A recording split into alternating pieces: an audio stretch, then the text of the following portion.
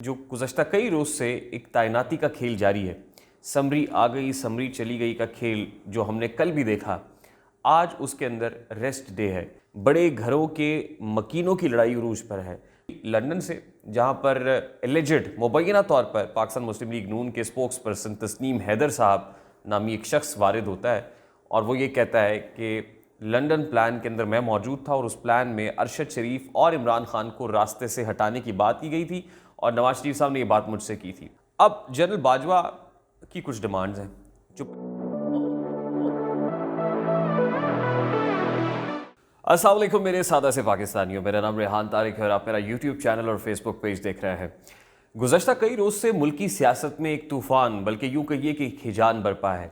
शायद यही वजह है कि हम आपसे हम कलाम नहीं हो सके कि ये तूफ़ान कुछ थमे। ये जो हिजानी कैफियत बपा हुई है, इसमें ज़रा सी कोई डिफ्यूज़ हो, मोतदिल हो, तो आपसे बात की जा सके। अब यूँ कहिए कि जो गुज़श्ता कई रोज़ से एक तैनाती का खेल जारी है। समरी आ गई, समरी चली गई का खेल जो हमने कल भी देखा, आज उसके अंदर रेस्ट डे है।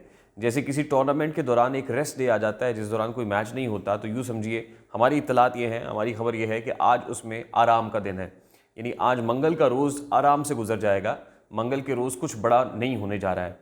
गुज़श्ता रोज़ ये इम्कान ज़ाहिर किया जा रहा था, तवक्को की जा रही थी कि आज कोई ब्रेक थ्रू होगा, लेकिन वो भी नहीं हो सका। क्यों नहीं हुआ? आने वाले दिनों में क्या होने जा रहा है, यानी आने वाले चंद घंटे कहिए कि उसमें क्या होने जा रहा है, ये सब कुछ आपके सामने रखेंगे।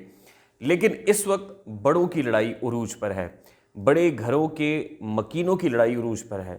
बड़े घर कौन से हैं? General headquarters Rawalpindi, GHQ।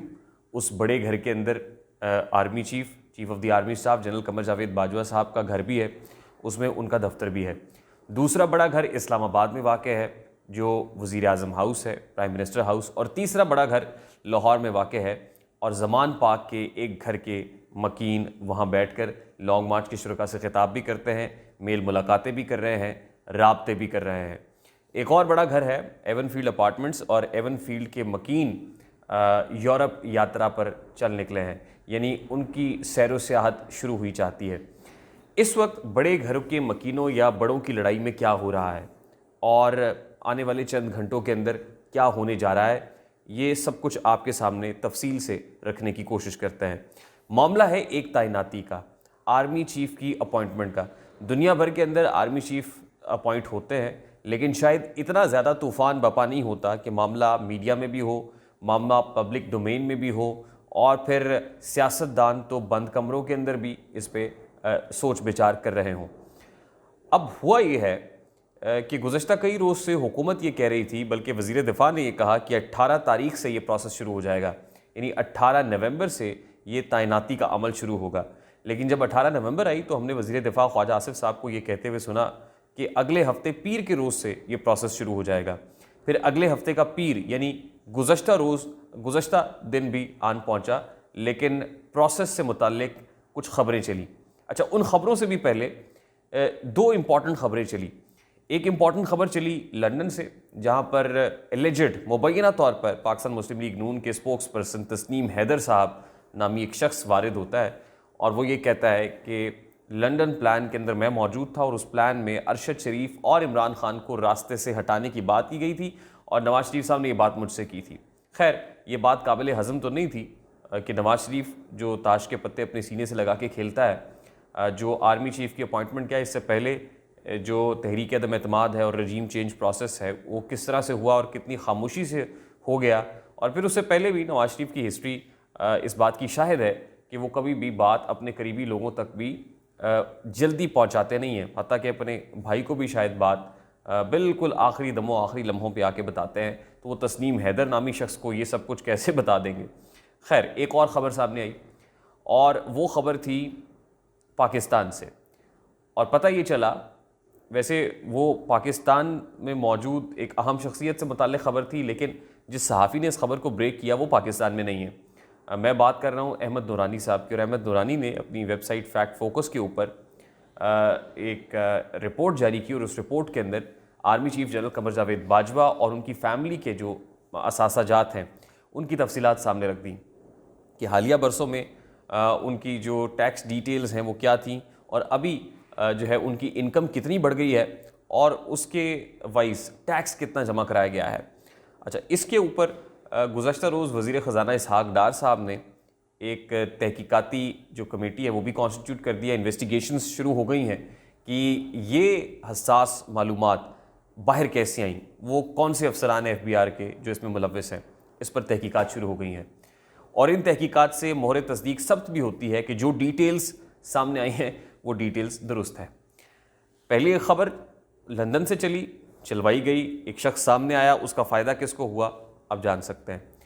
Ahmad नूरानी साहब की ख़बर और उस ख़बर के बाद ये तस्दीकी ख़बर इसहाक़ डार की नोटिस लेने की, इससे किसको फ़ायदा होगा ये भी आप समझ सकते हैं। अब एक और ख़बर जो गुज़श्ता रोज़ चलवाई गई वो ख़बर ये थी कि समरी आ गई है और उस समरी के अंदर लेफ्टिनेंट जनरल आसिम मुनीर और लेफ्टिनेंट जनरल फैज़ हमीद का नाम भी शामिल है। 5 नामों पर मुश्तमिल एक समरी वज़ीर आज़म हाउस पहुँच गई है। वज़ीर आज़म हाउस में वज़ीर आज़म शहबाज शरीफ की ज़ेर सदारत हंगामी इजलास शुरू हो गया है। उस इजलास में ख्वाजा आसिफ भी हैं, सरदार याद सादिक भी हैं, राना सनाउल्ला भी हैं। यह ख़बर चलवाई गई और उसके बाद ये ख़बर खुद ही बाउंस हो गई। ना सिर्फ ये कि ख़बर बाउंस हुई बल्कि वज़ीर दिफ़ा ख्वाजा आसिफ साहब ने गुज़श्ता रोज़ पार्लियामान के इजलास में एक धुआंधार खिताब किया और खूब गरजे बरसे। उनकी जो गरज बरस है वो मीडिया के ऊपर ज़्यादा थी कि ये ख़बर क्यों चली, ये ख़बर चलाकर एक तूफ़ान क्यों बपा किया हुआ है। देखिए, आर्मी चीफ अपॉइंट होना है, 2 से 3 रोज़ के अंदर हो जाएगा। 2 से 3 रोज़ के बाद जब वो हो जाएगा तो फिर हम इमरान खान से भी निपट लेंगे। लेकिन ये ख़बर चली क्यों? अब ख्वाजा आसिफ साहब से कोई पूछे कि आप अपनी पार्टी से पूछें कि आपने ख़बर चलवाई क्यों है। असल में एक टेस्टर मकसूद था, एक लिटमस टेस्ट करना था कि इस तरह की ख़बर आएगी तो उसका रिएक्शन क्या होगा।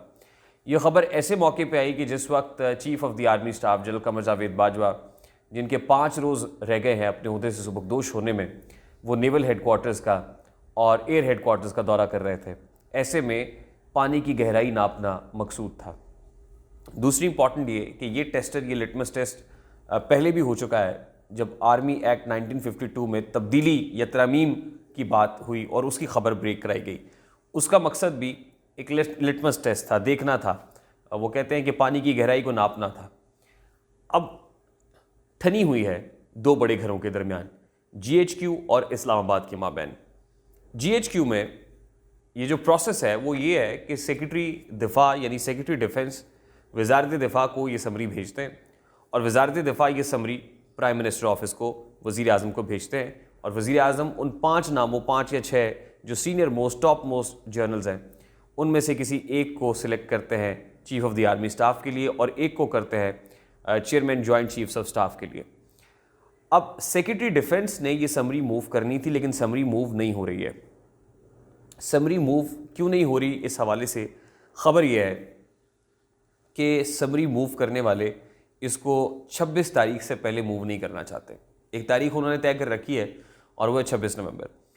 अब हुकूमत का ये मानना है कि army chief general Qamar Javed Bajwa को 28 नवंबर को रिटायर होना है, 29 को आइडियली तो कोई नया चीफ होना चाहिए, तो आप हमें 2 रोज़ का वक्त देंगे। इन 2 रोज़ में कंसल्टेशन का प्रोसेस मुकम्मल होना प्रैक्टिकल दिखाई नहीं देता है। वो कैसे होगा? ज़ाहिर है ये हक बजानिब भी है हुकूमत, लेकिन एक और इम्पॉर्टेंट बात यह है कि इस वक्त सेक्रेटरी डिफेंस जो ओहदे पर विराजमान है वो जनरल बाजवा के समधी हैं। तो ये हो नहीं सकता कि जनरल बाजवा की मर्ज़ी मंशा के बरखिलाफ़ कोई समरी मूव हो जाए। अब जनरल बाजवा ये समरी क्यों मूव नहीं करना देना चाह रहे, या उनके समधी जो सेक्रेटरी डिफेंस हैं वो समरी मूव क्यों नहीं कर रहे, और वो फिर अपने ही जो डिफेंस मिनिस्टर हैं जिनको वो रिपोर्टिंग है सेक्रेटरी डिफेंस, उनके कहने में भी क्यों नहीं है। तो जाहिर है समधी साहब जो है वो अपना किरदार तो अदा करेंगे, वो मिनिस्टर डिफेंस जो हैं, डिफेंस मिनिस्टर जो हैं, उनको खातिर में क्यों लाएंगे। अब जनरल बाजवा की कुछ डिमांड्स हैं। जो पहली डिमांड थी वो ये थी कि आप एक्सटेंशन दे ही दें तो बेहतर है। उसी चक्कर में आपने आर्मी अमेंडमेंट एक्ट 1952 के अंदर तरमीम का शोशा भी छोड़ा और बाजवा साहब को ये बताने की कोशिश की हम कर रहे हैं काम, लेकिन वो जो इजलास 11 नवंबर को बुलाया गया था अमेंडमेंट के लिए, वो इजलास भी नहीं हुआ, जिसके बाद उन्हें ये खबर हो गई कि दाल में कुछ काला है।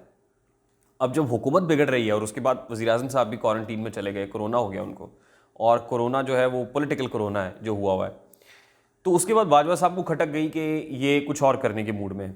अब जब कुछ और करने के मूड में हैं तो उस वक्त जाहिर है बाजवा साहब अभी तो chief of the army staff हैं, तो जो वो कर सकते हैं आखिरी दमों पे वो भी पूरे भार के साथ और पूरे दमों के साथ कर रहे हैं।